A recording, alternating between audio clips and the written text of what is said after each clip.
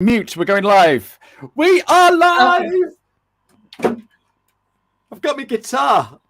It's one of those days today. Oh my goodness. Hello, Manmeet. How are you? I'm good. How about you? Excellent. Well, I find one of these.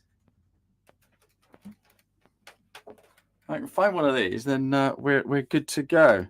Hang on a sec.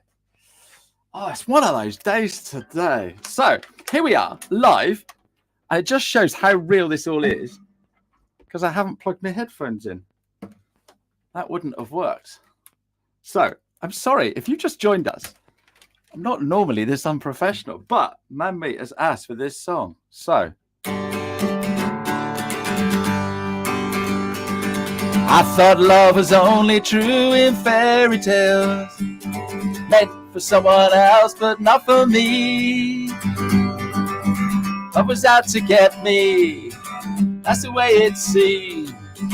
Disappointment haunted all my dreams. That I saw her face, I'm a believer, not a trace of that in my mind. You're gonna give me a new. I'm in love.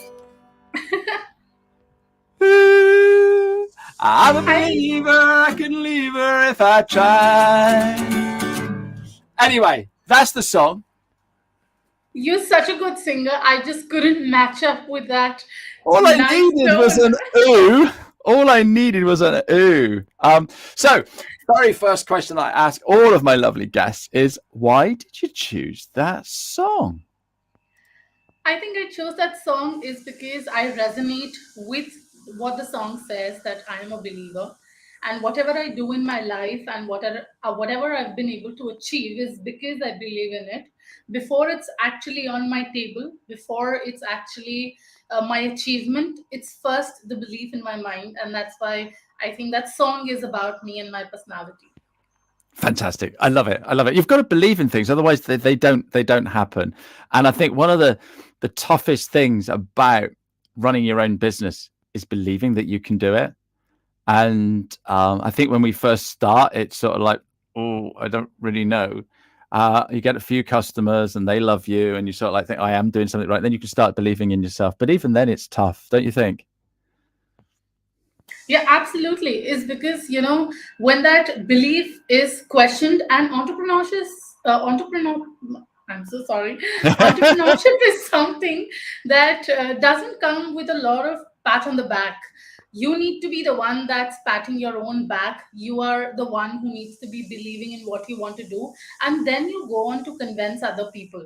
Is because when you're starting out, not everybody will say, "Okay, yes, good luck, go ahead." Rather they're questioning you, oh, what are you doing? Are you sure you want to do this? So I think that belief in the beginning in yourself is the strongest asset that you can have when you're building a business. No, fantastic. So if it wasn't for my wife believing in me, I wouldn't be doing this. I, Oh, I, that's so I, I just, sweet. I just thought I'd get another job, and she said, "No, you can do this. You can do this." So that's where I am, and so yeah, no, absolutely superb. Right, okay. Um, that you're not in the UK, are you, man, mate? No, I'm in India. Yeah. So tell us a little bit about yourself, what you do, and how you help people. Yes, so we work mostly with coaches, consultants, and service providers, and we help them with the number one question, or the number one thing that all of us needs is leads, generating more leads. And we work with a three-step framework, which is about gaining the confidence and the trust of your user, then getting them into your system, and that's not enough. Once they are into your system, nurturing them and eventually leading them to a point where the client can have a conversation with them to convert them into a sale. So that's what we do, point to point marketing for our clients. Fantastic. How long have you been doing that, man, mate? I think 4 years. Yeah, I said I think is because I began this, soon after my marriage. So I was just calculating how many years. So it's been 4 years. So you've been married 4 years as well. Yes.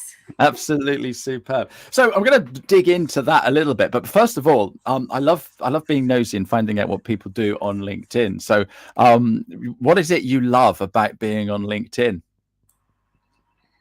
The one thing that I absolutely loved about in LinkedIn is that it's still the platform that gives you the organic reach on the basis of the quality of your content.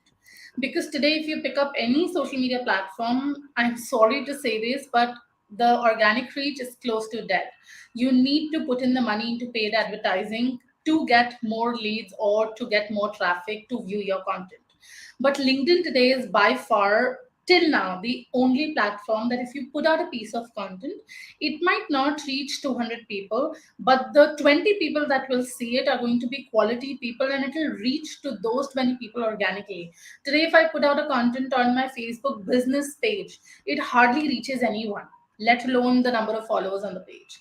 So the organic capability that LinkedIn gives me is the one thing that I absolutely love about it. No, that's brilliant. So, okay, having said all of that, some people are absolutely going gangbusters on the other platforms because they're paying for paid ads. Surely that's better. So we do paid ads. That's one of the service that we do give to our clients. Our main offer, as I like to call it, is the candy offer, is Facebook advertising. Is because, like I said, even if we put out the content, if we do not use ads, we will not be able to get people in. The idea here is what kind of ads are you running? If you are running ads for a time sensitive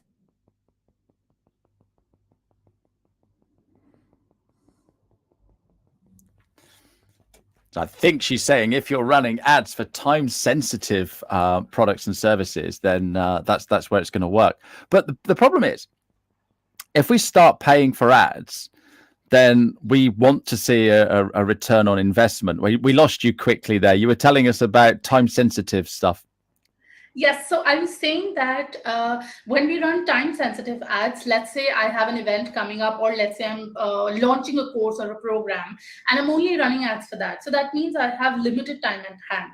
That means only 45 days until the launch of my program. I can only run ads for those 45 days. Versus I run ads all the time for a specific, or if I say generic offer that can get people into my system. For example, if I were to run ads for you on Facebook, then I would always run ads saying that get the free LinkedIn review, opt in here. I would never run that the workshop is happening or this particular thing is happening. We will get the people in, and then whenever, whatever offer you have, then sell it to them. So if you run time sensitive ads, then there's a lot of money up there because you need to do it in a particular time. And that's the kind of ads I suggest. And the conversion happens through the emails when you make a connection with your audience and convert them into a sale. Yeah. So what you're saying is use paid ads to get people to know you, and then once they know you, you build up that like and that trust, and then sell to them. Absolutely. Yes. Yeah. In a nutshell. Yeah. No, that makes a lot of sense, and therefore the cost per ad is cheaper than if it was buy this course that's happening on the 1st of December. Yeah, excellent. No, I like that. I like that. Absolutely. Absolutely. We're gonna dig into that as well. So do you use other social media then? You've hinted at Facebook, but do you use any other social media? Yes, so as an agency, we have to deal with all kinds of social media because it depends where is the audience of the client, where do we need to market the client. So we use all these social media platforms: Facebook, Instagram, YouTube as well. And of course, LinkedIn is something that I've been actively pursuing. TikTok is the only platform that we are not using. Apart from that, we're using all the major social media platforms. Okay. Can I put you on the spot? Oh, let's see how I do. Yeah. Which is your favorite? LinkedIn. Okay. Oh, you For sure. didn't even have to think about that, did you? Yeah. Did you? And I'm not saying this is because I'm on a LinkedIn show and we're live on LinkedIn. I genuinely mean it. Is because I see the kind of nurturing, the connections, and as I said, the organic capacity that LinkedIn gives me is one thing that is everything has become commercialized and monetized on all the other platforms. YouTube is still a little bit there with the search engine capacity, but then the premium features have come in, and YouTube is also monetizing with all the influencers always marketing something. I think LinkedIn still has value, still has a little bit of originality left, so Yeah. that's why. Yeah. I think what I like about LinkedIn is because when you connect with somebody, you actually know that they're real. Yeah, And now they're bringing in the verification as well, which is amazing. It only seems to be anyone connected to America, but they're bringing in that as well. So you actually know that it's a bona fide person. Whereas on some of the other platforms, I could just be 15-minute guy, I could use a Bitmoji or something like that to show who I am, and I could just be Absolutely. a faceless entity. Whereas on LinkedIn, you know who I am. You've seen me on my paddleboard. You've seen me walking my dogs and all those sorts of things, playing my guitar, etc. And so you've like, this guy is real. So yeah, superb. How much time do you spend on LinkedIn every day then, Manmeet? 1 hour, close to 1 hour. Just 1 hour. That's it. And yeah, okay. So if I Okay. have to talk about my own profile, that would be 1 hour, but cumulatively a lot of time because we do work for the clients as well. So every client, 30 minutes would be like, into the number of clients we work for. So that's the kind of time, not only me and my team together spends on all the social media platforms, and LinkedIn, the number of profiles that we are dealing with. Brilliant. Okay. So do you get business from what you do on LinkedIn? Yes, we do. And I would say that I have never seen LinkedIn as a direct platform to give me business, is because I feel, and I know you do, I've heard you talk about that a lot, that people work with people. We are all in people business. So, what I look on LinkedIn is building connections together and building that thought process together to understand if what you want to do and what your product is about aligns with my marketing goals or not, or what my agency does. And what my agency does that align with how you want to market your product or not? And then the conversation builds from there and eventually go into business. But I think the first step is building business is about building connections, and I'm definitely able to do that on LinkedIn. Yeah, fantastic. That's brilliant. Excellent. Okay, so this agency that you run and you help people with leads. You're talking to the right guy today. My name is Leads. So that's awesome. But we need to let people into a little secret, don't we, as well? Because I think we booked this call well before I started working with you, but now we're working together. Tell everybody Yes. what we're doing.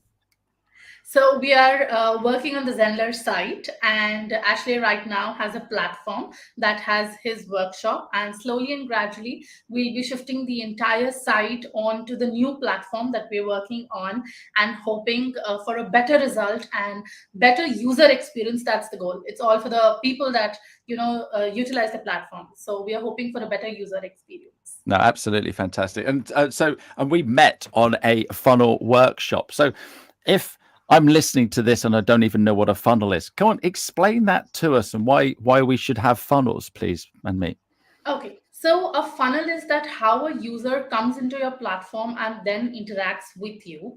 So if you want to get business from someone, first what you need to do is you need to gain their trust and confidence. Before I actually come to you and I say that, for example, Ashley, I have this tray of fruits. Would you like to buy from me? You might not invest money immediately. What you would tell me is that, okay, can you give me a piece? Can I taste it and see how sweet it is? You would take a small piece, you would taste it, and then tell me, okay, this is good, I would like to buy it. So that piece of fruit is like a funnel. You give me your email address, you get into my funnel and see who I am, what my credibility is, why am I worth it investing money in, what do I bring to the table, what my community is about, what my case study is about. So actually, you bring the person into your own world. So in simpler terms, I would say a funnel is bringing a person into your own world so that they can become a paid customer. Brilliant. That's a great explanation. I love that. And so we're in town. There's a fudge shop. They sell fudge. Do you know what fudge is? Yes, yes. Okay, so and every now and again they put little. Someone stands outside and they got little. You can try a little bit. That's absolutely perfectly explained. Yeah. Okay, so I now see the benefit of having a funnel. Where do I start? And do I need something like New Zenler to do that?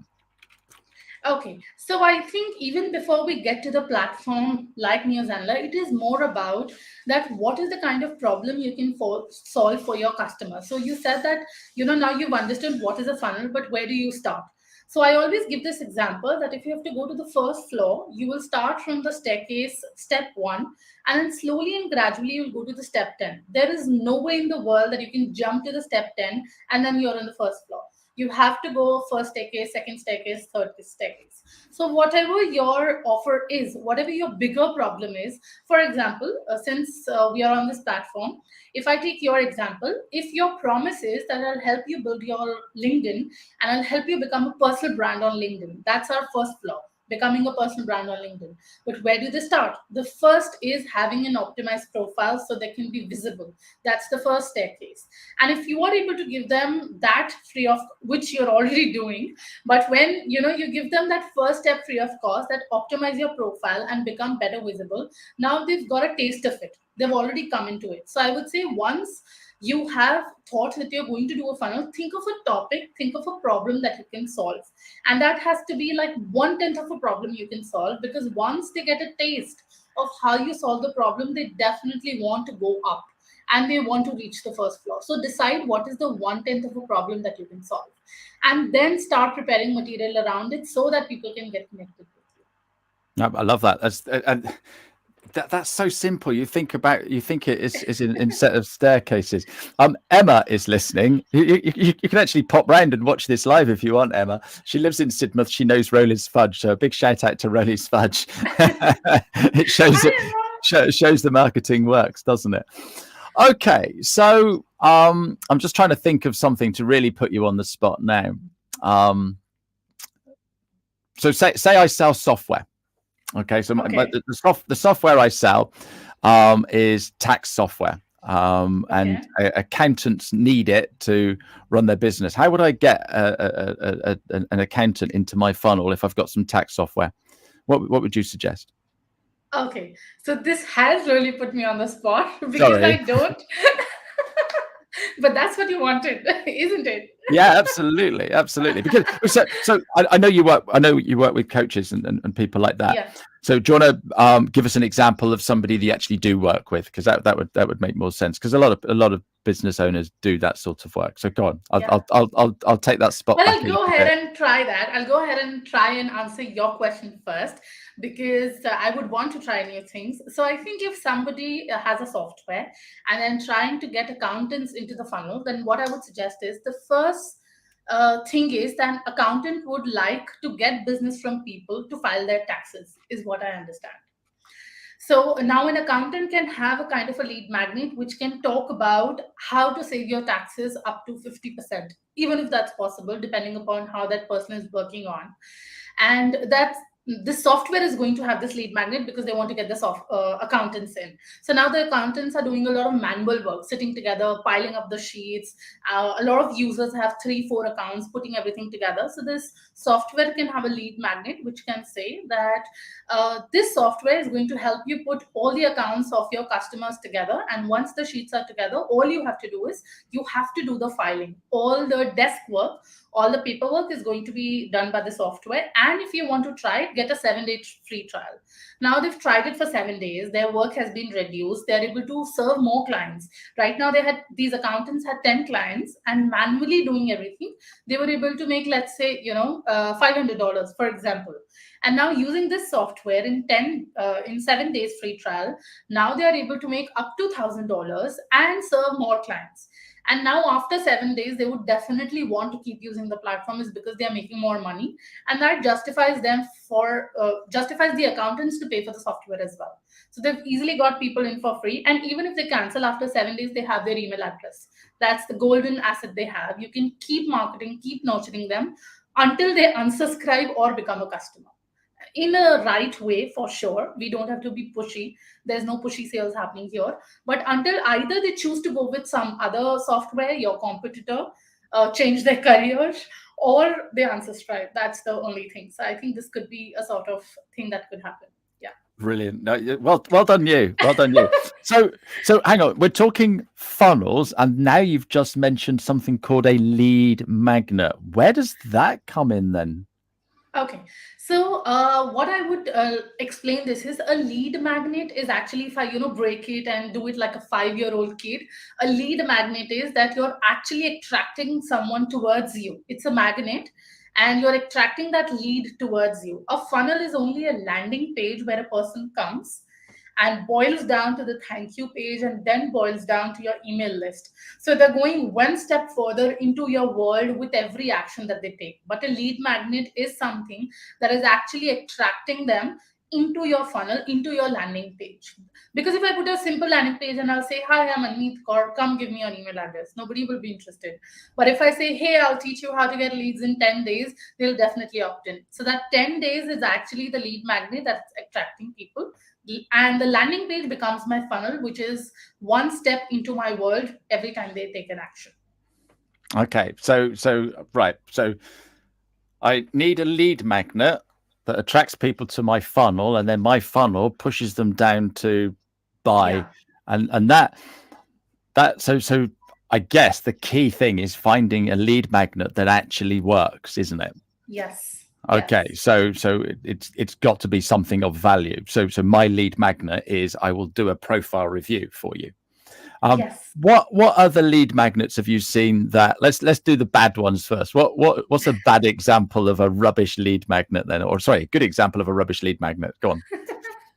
I cannot recall any lead magnet examples right now, but I'd like to start with saying that the best lead magnet is the number one question that your community or your competitors community is asking. Now, for example, if somebody was your competitor and they were studying about you, what you're doing, and they were about to start, so they know what is the number one thing your community is asking on your profiles. That's the kind of best lead magnet. When you put together a lead magnet that doesn't really resonate with what people are asking or what they want answers to, that lead magnet is not going to work. For example, if I give a bad example of my own lead magnet, if I can put on a landing page together and I can say that get 100 leads in 1 week, and people might opt in but they will never go down the funnel, is because I'll never be able to deliver on that.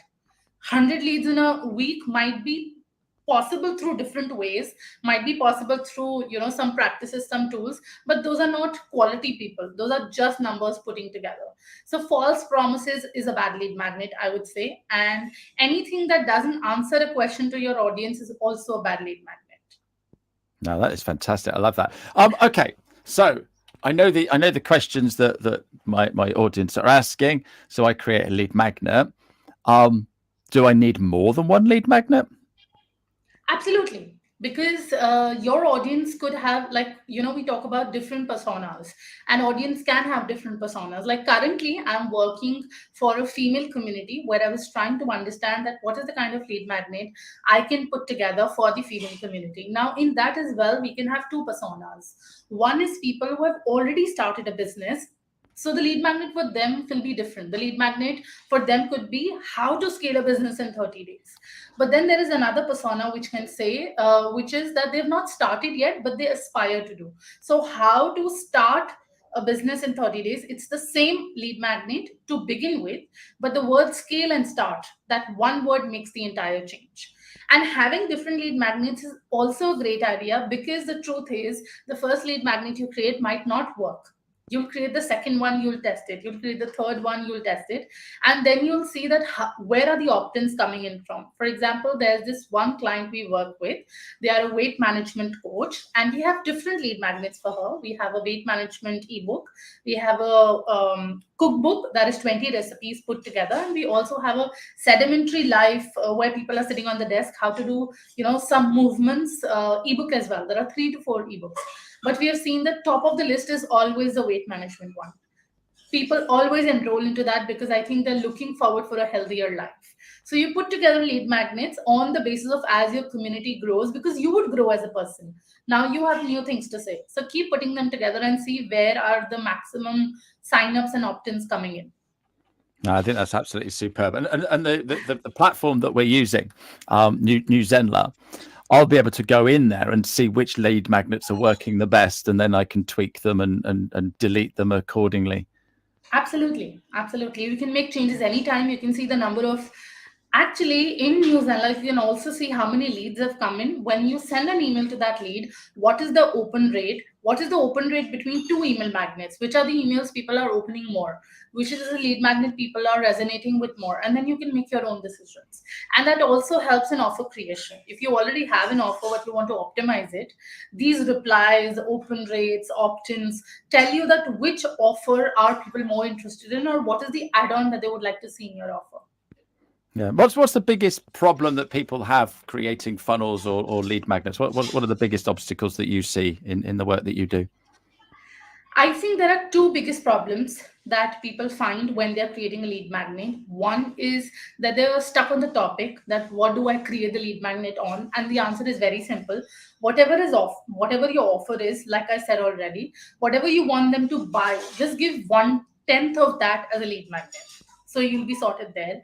Second, people forget that they have to nurture the lead once the person is in. They bring the person in and then they're sitting in the funnel. They would not wake up one day and say, okay, I'm ready, take my money. You need to convince them to invest in you. So I think that is what people forget about, that the nurturing has to happen for a customer to pay to you. So in that funnel, keep reminding them what you do, keep giving them value, keep giving away top tips and help and things like that.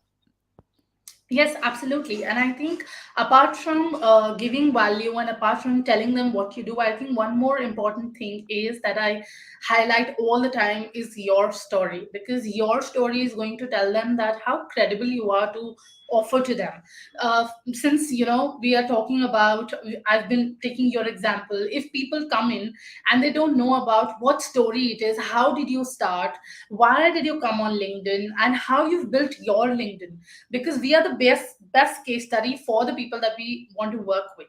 If we are not able to tell them that how did we do it, they won't have that trust and credibility. So we need to tell the story to the customer. Okay, this is how I did it, these were my pain points, and trust me, I have walked the path, I know the thorns, I have also seen the roses, and I know what's coming ahead, so trust me on the journey.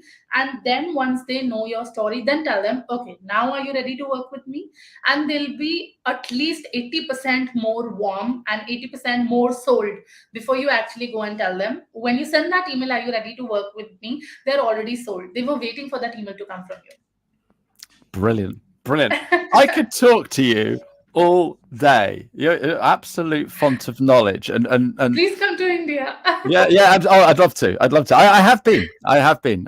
We did the Golden Triangle. Just Take one more trip. yeah. I'll host you this time. Take one more Okay. trip. Okay. We'll make that happen. How can we say it? How can people get hold of you, Manmeet? Okay, so we are on LinkedIn, on the LinkedIn show. Please send me a connection request. I'd love to speak to you. Send me a DM, and I would love to chat more and see how can I contribute to your growth. No, absolutely fantastic. And look, she's brilliant. So you do need to have a chat with her. I've got one more question for you, but before I do that, I'm just going to pop over to next week and give a little properly international this month. So India this week, and next week I've got Kellen Ann.